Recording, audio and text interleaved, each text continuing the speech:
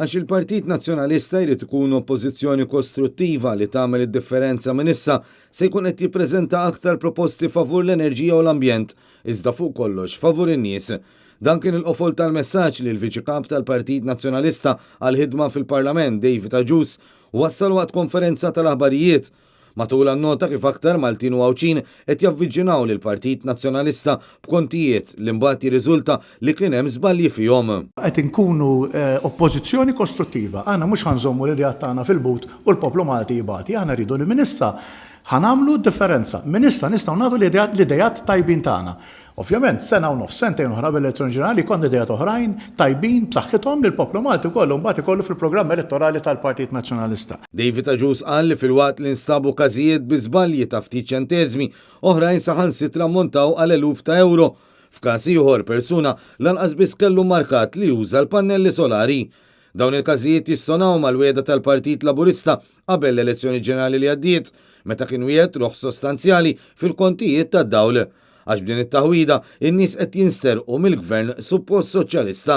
Fuq kollox, kompla David Agius, il-Partit Nazzjonalista qed iwiegħed li Gvern ġdid Nazzjonalista jagħti lura l-flus misruqa lill-poplu. Aħna qed nagħmlu dan l-eċerċizzju u għamilnieh biex in-nies ngħidula wkoll li Gvern ġdid Nazzjonalista ser jagħti l-flus lura misruqa li jkun ħa Gvern Laburista.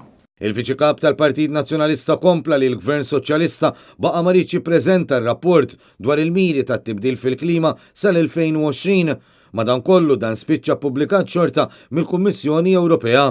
David Agius qal li l-Gvern ħassu skomdu jippubblika r-rapport għax fih irriżulta li fil-leġislatura li ġejja se jkollhom jolew il-kontijiet tal-enerġija la darba jiskadi l-ftehim tal-hedging. Minnaħa tiegħu il-kandidat tal-elezzjoni tal-Parlament Ewropew Michael Briguglio qal li l-Partit Nazzjonalista qed jisma' lill-esperti relatati qabel ma jkompli joħroġ aktar proposti dwar suġġetti differenti.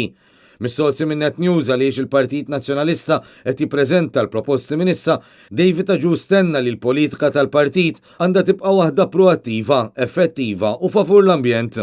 Matul il-konferenza tal-aħbarijiet David Agius u Michael Briguglio kienu akkumpanjati mill-Minority Leader u kandidat għall-elezzjoni lokali fl-Imsida Charles Selvaggi u mill-kandidat ġdid għal taslima Anton De Bono.